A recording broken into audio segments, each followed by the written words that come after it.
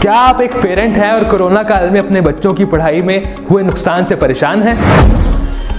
और अगर आप एक स्टूडेंट हैं और फिजिकल क्लासेस ना लगने के कारण आपकी एग्जाम प्रिपरेशन में कुछ कमी आ गई है, तो साइंसकारी लाया है क्लास 10th साइंस और मैथ्स के स्टूडेंट के लिए एक ऐसा मौका जिसमें आप अपना पूरा सिलेबस 75 डेज में कंप्लीट कर पाएंगे। हमारी डेमो क्लासेस को ज्वाइन करने के लिए आप हमें नीचे दिए गए नंबरों पर कॉल कर सकते हैं।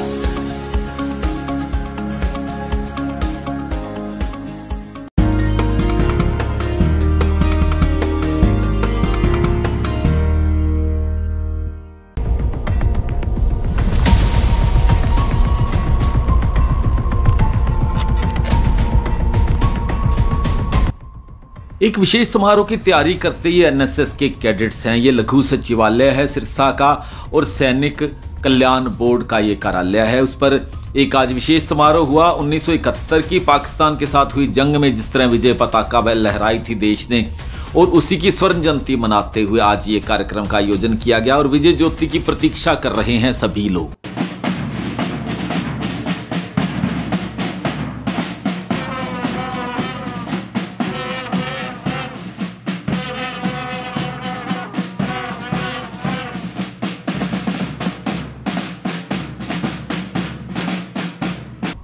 उस विजय दिवस की स्वर्ण जयंती समारोह में शामिल हुए सिरसा जिला के उपायुक्त प्रदीप कुमार तथा तमाम सेना के अधिकारी, प्रशासनिक अधिकारी इस समय इंतजार कर रहे हैं उस विजय ज्योति का।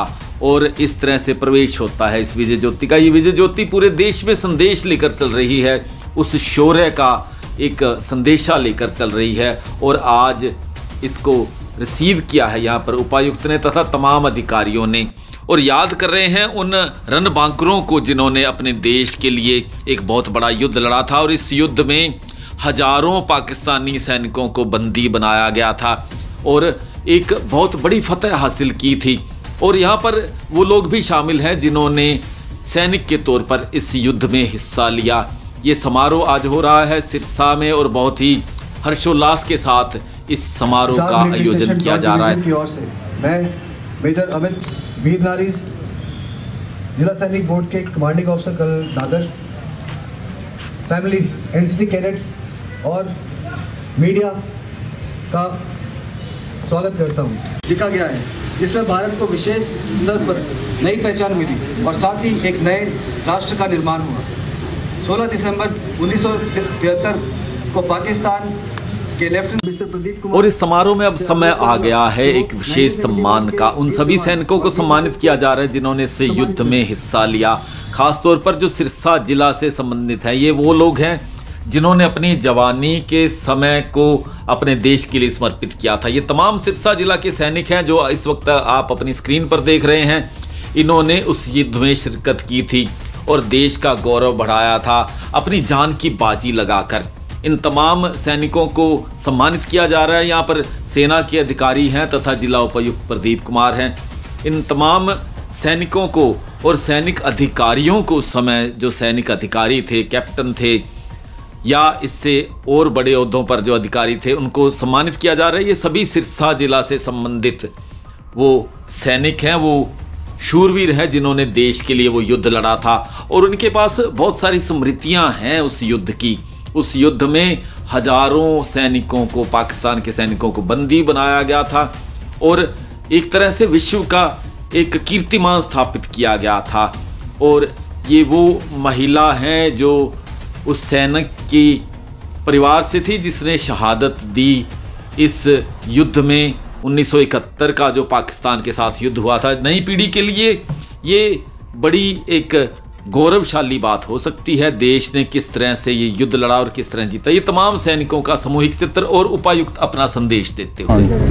16 दिसंबर 1971 को भारत का एक स्वर्णिम इतिहास रचा गया था जब हमने पाकिस्तान की आर्मी के 93,000 सैनिकों को बंदी बनाया और विजय प्राप्त की। तो इस अवसर पर मैं जितने भी वेटरन आज सिरसा ज़िले के और जो वीर नारियां प्रेजेंट हैं, मैं उनको बधाई देता हूं कि इन्होंने भारत का जो इतिहास रचने में अहम योगदान दिया था। और ये जो नवयुवक हैं, एनसीसी कैडेट्स हैं या दूसरे, यहाँ पर जब रिक्रूटमेंट रैली होगी उसमें भी हमारे जो सैनिक नए बनेंगे तो उनके लिए भी एक बहुत बड़ा संदेश है कि भी वो भी आर्मी ज्वाइन करें और देश की सेना में भर्ती होकर पूरे देश की रक्षा करें और भारतीय सेना बहुत मजबूत बनेगी, ये मैं आशा करता हूं और पूरे निवासियों को बधाई देना चाहता हूँ। को नेशनल वार मेमोरियल से शुरू हुई थी ये ज्वाला और ये भिन्न भिन्न स्थानों पे होते हुए आज हमारे यहाँ पे पहुँची है और हमारा सौभाग्य है कि इतने सारे वेटरन्स, वीर नारी और हमारे डिस्ट्रिक्ट एडमिनिस्ट्रेशन के सर्वोच्च अधिकारी, हमारे डीसी साहब, एडीसी साहब, एसडीएम साहब सभी यहाँ पे सबके सामने मुखातिब होकर और बहुत ही बड़ा शानदार ये समारोह रहा है जिसको आपने खुद ही चित्रित किया है और हमारा ये संकल्प है कि हम देश सेवा में हमेशा जुटे रहेंगे और ये हमने सारे विश्व को बता दिया है और हमारे जो पड़ोसी हैं उन्होंने हमारी ताकत का एहसास गलवान में और सब जगह कर दिया है। 71 वार में मैं फौज में कैप्टन था और हमारा ब्रिगेड लसियां बल से होके सक्करगढ़ सेक्टर में एंट्री किया। कुछ यादें हैं उसकी जो मेरे पास हैं। 3 दिसंबर को पठानकोट पे उन्होंने एयर स्ट्राइक किया था, हम दीनानगर के पास थे। उसी रात को हम मूव करके गुरदासपुर के पास आ गए।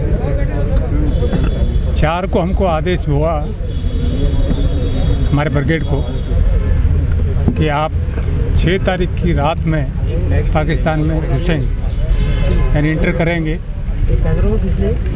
तो जब सामने फोर्स होती है, इधर होती है, तो वो बड़ी भयंकर लड़ाई है, कैजुअल्टीज़ भी ज़्यादा होती हैं।